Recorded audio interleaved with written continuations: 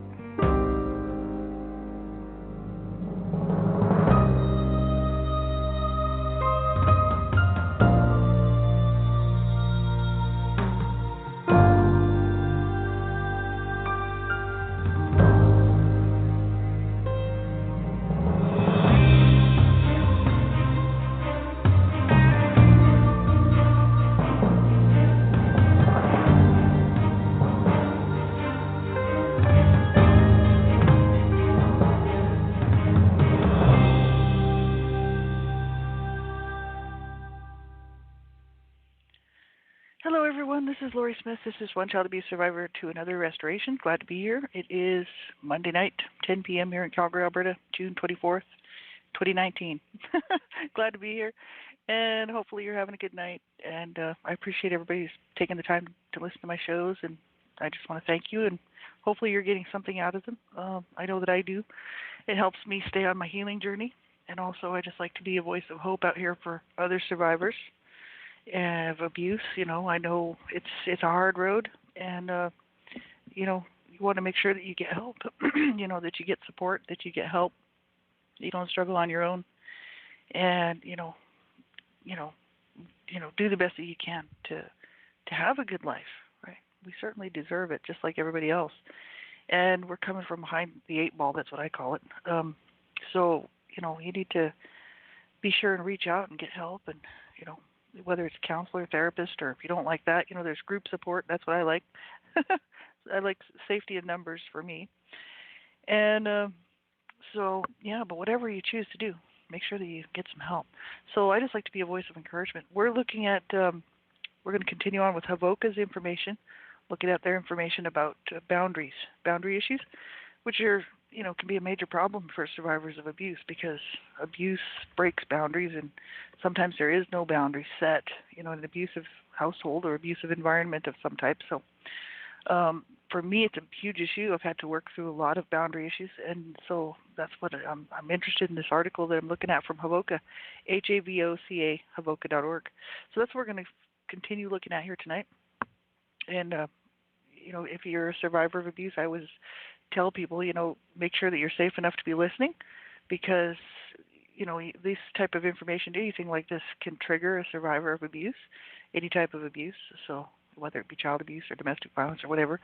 So you want to make sure that you're safe enough to be listening. And if you're not sure, get that information. You can get that from several different places, but there's one place that I know of that has a Survivor to Thriver workbook. That's the ASCA, Adult Survivors of Child Abuse and More Center program. We have a Survivor to Thriver manual. I'm a facilitator for a survivor online survivor group for child abuse survivors, adult survivors. And so that book's helpful, very, very helpful. And in the beginning, part of that book is a safety first chapter. Sort of teaches you how to know whether you're safe enough to do this type of work on your own. Or maybe, it'd be best if you had somebody with you, or, or talk to your therapist about it, or your counselor. Sometimes, this sort of stuff can trigger people, and then you end up going backward in your healing journey and having a horrible day or a horrible night, and might injure yourself or injure somebody else, and you just don't want to do that. So if you're a survivor of abuse, you make sure you're safe enough to be listening. And if you're not sure, then turn the show off and don't listen to it, and just go and find out about safety first. make sure that you are safe enough before you listen to anything like this, whether it's my show or somebody else's, right? And if you're anybody else, you listen at your own discretion. I'm talking about abuse, and abuse is a very sensitive topic. Makes a lot of people very uncomfortable. And, I've had to live with this my whole life, and so, like I say, I'm okay talking about it. But, a lot of people would find information like this disturbing, and so you want to make sure that you're okay to listen to it, and if you're not, just turn it off. You won't be hurting my feelings at all. So we're going to just get right in here. This is, let's see here, get over to my page. It's Avoca, HAVOCA, Help for Adult Victims of Child Abuse.org, and they have survivor information for survivors tab. And if you go on that website, click on that tab, it brings up all these different topical, areas that you can get the information. There's all kinds of good information there. And this is actually under personal boundaries. So we're looking at personal boundaries, and we're looking at choices right now, the choices part of it. So how am I doing? I'll do an evening reflection here. I had kind of been putting that off, but we'll go back to that. Evening reflection, how are we doing on our healing journey? This is something that, I do check in with myself, maybe not necessarily daily, but I'd say weekly. I check in sort of with myself to see how I'm feeling, how I'm doing, what I need to work on. Sometimes things just come up that cause me to kind of regress a little bit, then I have to go back and do some sort of self-nurturing or whatever, some sort of meditation work or whatever it is, to get back where I was, into a better place. So, but I would say I don't necessarily do this all the time, but it's good to check in and see how we're doing. And if I wasn't doing this show, I'd probably put it off even longer than that. But because I do this show, I sort of do think about it, because I know that the show's coming up, and I sort of think, oh, how am I doing? I have been putting some stuff off, but I try to keep going and, progressively working through my own journey, which is dealing with CSA child sexual abuse right now, sort of mainly. I said put that off because that's what I was talking about on my last show there, because my husband passed away, and it just was too much to deal with at the time. And so I'm going to go back to that. I'm starting to feel a lot better and a lot stronger. It's almost been a year since he passed away, and so I'm in a better place now, and so I may eventually, towards the fall, go back and start revisiting that and relooking at that and move forward in it. So otherwise, I'm doing pretty good on my healing journey. I was doing a lot better in the springtime with self-care, and the summer has come around, and I've sort of gotten lazy and put some things off that I need to do, but I am working on quitting smoking, so I've got a vape thing. So I'm trying to do right by my body and by my whole self, just the whole self, body, soul, spirit. And so I do have things I need to work on, that's for sure. But, we'll get there. We'll start looking at this article here. I'm not going to reread what we were looking at last week, because you can just go back and listen to that show if you want to. I'll just pick up where we left off. This is about owning our choices, knowing that we do have choices, and that we need to own them. Right? This is, I'm just quoting from their page here. Even with life events that occur in a way that we seemingly don't have a choice over, for instance, like being laid off work, the car breaking down, a flood, etc., we still have a choice over how we respond to those events. And it says we can choose to see things that feel like and seem to be tragic as opportunities for growth.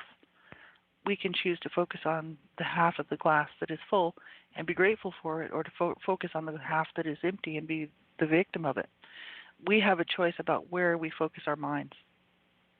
I like that.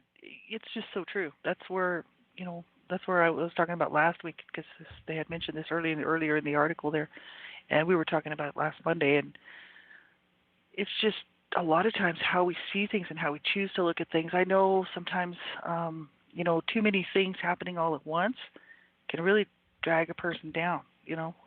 For instance, if you got laid off and then your car broke down as well, and then you had a flood, which, can happen, right? Sometimes then we start to feel like we don't have any choices, right?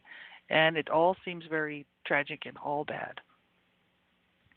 But I choose to, even in the midst of that sort of stuff, still look at the positive, because for 42 years before I started my healing journey, I was wasn't doing that. I thought I was, because I felt like I was a strong person to come through what I had come through the abuse that I suffered, and I never really got any help, and struggled along, talked to a few people, close friends about stuff, but never dealt with any of my abuse issues. And I had a lot of problems, a lot of traumatic memories, and I would say probably PTSD. I wouldn't doubt it. And I just had never dealt with stuff, but I still thought I was really strong and that I was capable of doing things, and always tried to be on the positive side, even in the worst of situations. But I was not looking at things from a survivor point of view. I was looking at things from a victim point of view. And so I saw myself very much as a victim until the age of 42, when I decided all of a sudden that I'm a survivor. I'm no longer the victim. I'm a survivor. And so it's good to be on this side of that. 10 years later, I started my healing journey in 2007, but I never did much work in it until 2009.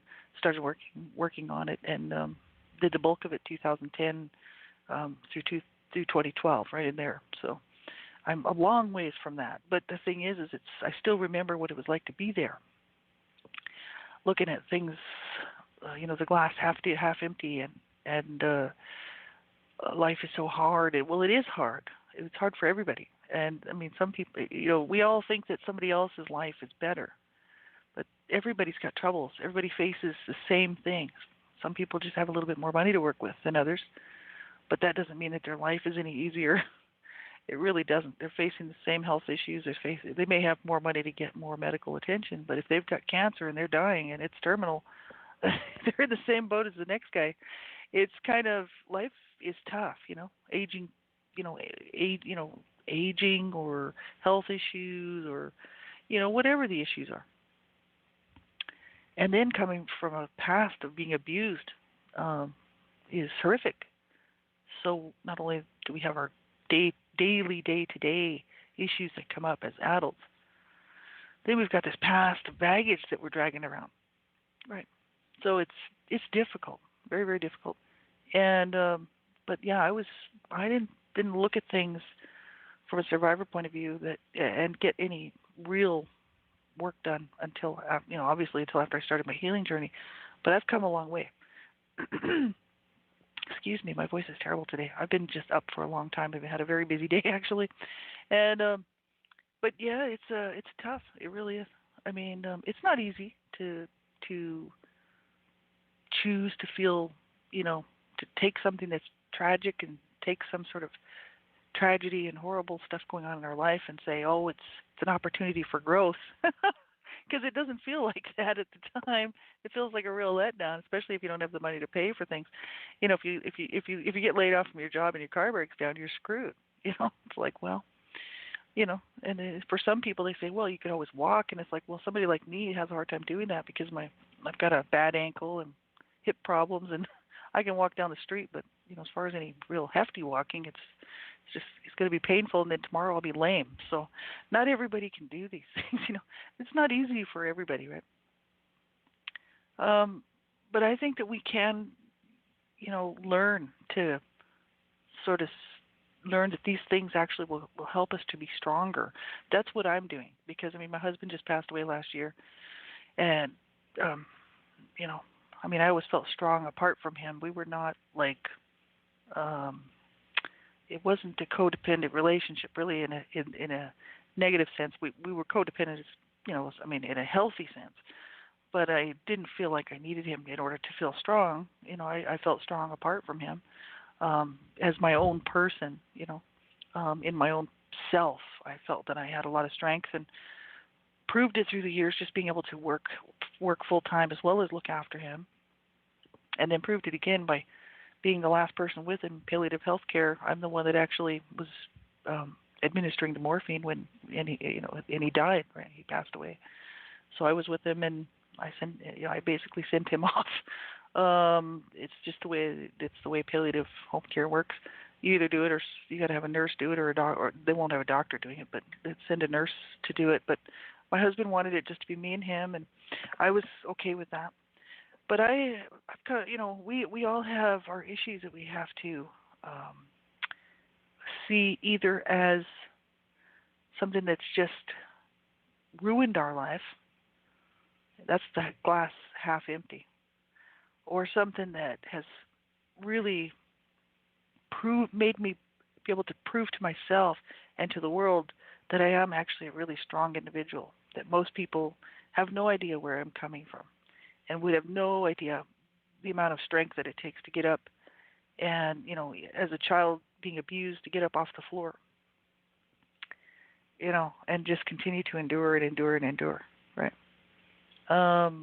It's incredibly hard. And then as an adult, to watch your husband suffer for 17 years and knowing that there's nothing you can really do to help him but just love him and care about him and care for him and be there for him. And then when he does pass on, that beautiful relationship is gone. And then to have to get up the next morning and realize that the one person that was good to me in my lifetime is gone, like that man loved me. He was very good to me, and I was good to him, and it was a great relationship. We had a wonderful, wonderful marriage, and it was healthy completely. And but I have those memories, and I have all of that great stuff that I can hold on to. See, and I would wish that for everybody. Not everybody finds that. It's unfortunate, but I know it's difficult to see these things as opportunities for growth. It is tragic. It is hard, and I think it's okay to accept and acknowledge these things as being hard and difficult, and not say, "Oh, it wasn't that bad," because that's that whole denial type stuff. If you start saying, "Oh, it wasn't that bad," like I've heard people say that before, talking about their childhoods, especially if there's a bit abuse going on or whatever, and they're kind of like, "Oh yeah, but I didn't suffer as badly as the next guy," or my life, it wasn't that bad, and it's okay to own our hurts. I think we need to own the pain. Otherwise, we're just in denial about it, So yeah, these things are tragic and they are difficult, and it's tough, I mean, if I don't get a job soon, I'm gonna be homeless. I won't be able to do these shows anymore. So nobody wants to hire me, but that's okay. I have to look at it as kind of like, well, it's an opportunity for growth, And I mean, I could just sit down and cry, but it's not going to do me any good, to do that. It's okay to feel the feelings. I mean, and go through the emotions and allow ourselves to feel what we need to feel. But to stay stuck in that is a setup for more problems. It's kind of like, no, I'm going to, if I need to cry, I'm going to cry. But otherwise, I'm going to get up and I'm going to go again tomorrow. And I'm doing it for nobody else but me. Because I do matter, I do count, and I have to do this. Nobody's going to do it for me. Nobody's going to take away my pain. Nobody's going to take away the stuff that's going on in my life. Nobody can. Even if they wanted to, they can't, right? It's truly up to us. We do have a choice. And I like what they said. We have a choice about where we focus our minds. So what I do is I go ahead and allow myself to feel feelings of whatever's going on in my life. The death of my husband, or, grieving, or whatever. I allow myself to feel the feelings that I need to feel associated with it, whether it's anger, whether it's sadness, just, a little bit of despair in there. Whatever it is, I just allow myself to feel it, to grieve it, to mourn it, to get a little angry about something, whatever, and whatever it is I need to do. And then I don't stay in it. I basically have things in place that keep me busy enough that I focus on something that's positive, and that does help me out a lot. I took up guitar just recently, learning how to play guitar. I've actually made a lot of progress over the year and a half or so that I've been working on it, and I'm actually getting pretty good. And it's just 15 minutes a day, 20 minutes a few times a week, whatever. I don't play for hours, and I've actually made huge progress. And it's amazing just over that little period of time what a person can do. Whatever it is, something that makes you feel good about yourself, It's kind of like we have to focus our minds on something that's positive, not just the negative all the time. It's okay to feel those feelings. I don't see anything wrong with being upset about being laid off or car breaking down or having a flood, right? Those are upsetting things. It's okay to respond to those in the way that we need to. Like they're saying, we have a choice over how we're going to respond to those events. Most people don't jump for joy being laid off, or the car breaking down. Right? It's going to cost money, or it's going to be a loss of money, and it could be a loss of a house or apartment or whatever. So it's not necessarily something to jump for joy about. But what it is it moves you to another spot. And a lot of times we don't like change. Change is growth. Growth is change, basically. It's going to happen. Things are going to change, and things do change all the time. So it's good to be able to say, okay, I'm going to treat this as a bit of an adventure and see where it takes me, because there's no guarantees in this life. Growing up abused, man, I knew that. I knew there was no guarantee that somebody wasn't going to come in and beat me up. You know what I mean? Or sexually abuse me. Right? There just wasn't any guarantees in my house that somebody wasn't going to come and hurt me, whether it was my mom or my dad or my brother. And I learned really early that there is no guarantees in life, right? And it's a dream, right? It's a dream to think that there is. So my whole attitude is kind of like, well, I had such a horrible, horrible childhood. I'm not going to ruin it by allowing my abuse and the abuse that I suffered to ruin my life for the rest of my life. It ruined my childhood, that's for sure. And then I made some terrible choices as a youth, and especially an older teen, heading towards 19, 20, that age right in there.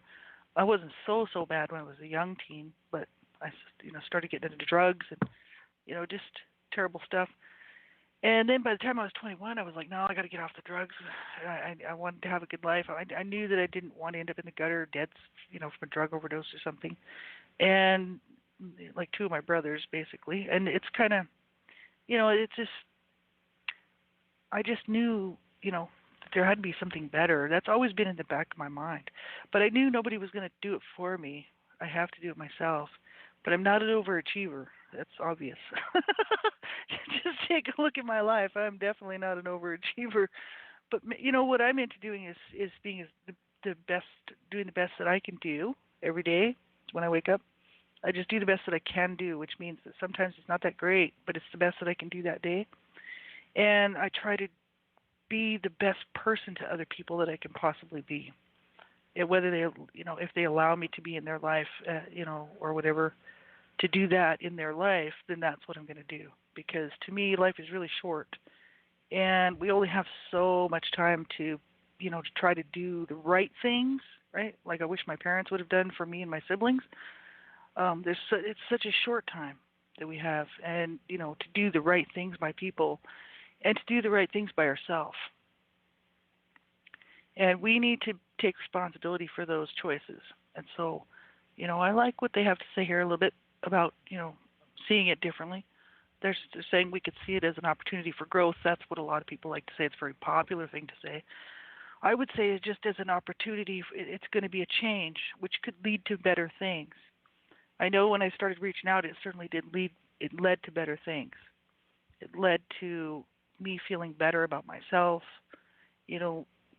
feeling better about my life as a whole, and all just because I made the decision to reach out, right?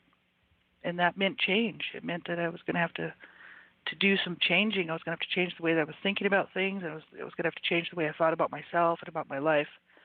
And that meant change, for sure. Not physical change. It meant emotional, mental, sort of psychological change in the way that I saw myself, right? So people would say, well, that's an opportunity for growth. Well, it was, And it did help me out a lot to refocus my mind, right? So we do have a choice about where we're going to focus our minds. I really like that. That's awesome. So we'll pick up the rest. There's another section of that article if you want to go read the rest of it. We'll pick it up next week. And that is Havoca, HAVOCA, Havoca.org. You can grab that under Personal Boundaries tab under Choices. And we'll pick up the rest of that next week. and move on from there to negotiation, boundary, doing personal boundary work. Then there's a help sheet. There's a whole lot more. This is a huge, huge article. It's amazing. It's really good. I'd go check it out. And positive reinforcement. What are we doing right in our daily walk? Looking at the positives instead of just focusing on the negatives. Self-nurturing ideas, right? Is positive reinforcement. We could do something that we've always wanted to do. I picked up guitar. I've always wanted to play guitar, and I bought a really cheap guitar. It's really cheap, but it's actually, the sound isn't bad. It doesn't sound completely horrible, but it was really cheap. And I got some cheap lessons, really, really cheap stuff, because I can't afford much. And I'm learning how to play guitar, and I'm getting a lot of free sheet music off online. It's whatever you want to do, right? Do something you've always wanted to do, whether it's something, painting or drawing, or if you always wanted to take up a sport or whatever it is, just do something you've always wanted to do. As children being abused, we certainly weren't always doing what we wanted to do. We weren't even thinking about that a lot of the times, especially growing, if you grew up abused like I did, we were just surviving, right? So just trying to make it through the day and through the night. But now, I've got time. I can do these things and do these things that I always wanted to do. And playing guitar was one of them. We can laugh at ourselves. We can send a card to someone for no reason. We can volunteer some time for a good cause. These are things that we can do. It makes us feel good, to give of ourselves. We could allow ourselves to make a mistake. That's a good one, because everybody makes mistakes. There's a lot of people out there that think they're perfect, but they're actually not. It's I just laugh at people like that. I'm like, okay, have fun with yourself. And says, and then the last one they have here is, don't do something, just sit there. You can always just sit there if you want to. That's a lot of times what I do. I do sit and think a lot. I'm a thinker, and I like to sit and see what's happening in the way that I'm thinking and feeling, and it does help me to keep my feelings regulated. Instead of pushing them off, I just allow myself to feel the present moment. I allow myself to sit in my pain. It's very difficult it can be. I wouldn't do it on your own if you're not used to it. But I'm used to it. I'm used to not having anybody around me to help me out. Especially, growing up abused in this house full of 9 people at one point, then dwindled down. But growing up with all these people in this house, we were very much on our own, and I was very much alone. And there was nobody to hold me or help me. When I'd be abused, and I was on my own. I'd have to pick myself up off the ground. There was nobody going to help me. So I'm used to sitting in my own pain, and so a lot of people aren't. But if you're not, you want to be careful doing stuff like that. But I do allow myself the time to sit and think about things and get things straight in my head. Here is Quilt Square Meditation. This is really cool stuff. IrvingStudios.com, Child Abuse Survivor Monument. This one is it's for grounding. Things that we can do. We can take a deep breath. We can focus on the present. You need not be in the past. You can feel your feet on the floor, and you can feel yourself sitting on the chair. You can remind yourself of your strengths and your goodness. You can remind yourself of what day it is, the time, the location of the present moment, and what you need to do to be in the here and the now, right? You can wiggle your fingers and toes while counting to 10. These are things for grounding. I really like that. That's IrvingStudios.com. And I have one Brainy quote. Brainy quote allows you to use their quotes if you tell where you got them. And this one is an inspirational quote from BrainyQuote.com. And it says, turn your face to the sun and the shadows fall behind you. Unknown, so they don't know who actually said it. But turn your face to the sun and the shadows fall behind you. I really like that. So I wish you a wonderful night. If you're struggling and you're having a hard time, I say this on every show, get some help. I don't care. Call a crisis line. Do whatever you have to do. If you don't have somebody to talk to, contact NASCA. I'm the Alberta ambassador for NASCA. Contact NASCA. There's people there that can help you. You can't get a hold of somebody, just keep trying. Telephone numbers till you do. Call a crisis line. Call somebody, but do get some help if you're struggling and you're not sure how you're going to make it. I've been there. I know what that's all about. And so you stick it out and get some help. Don't struggle. And have a great night, everybody, and we'll talk to you soon.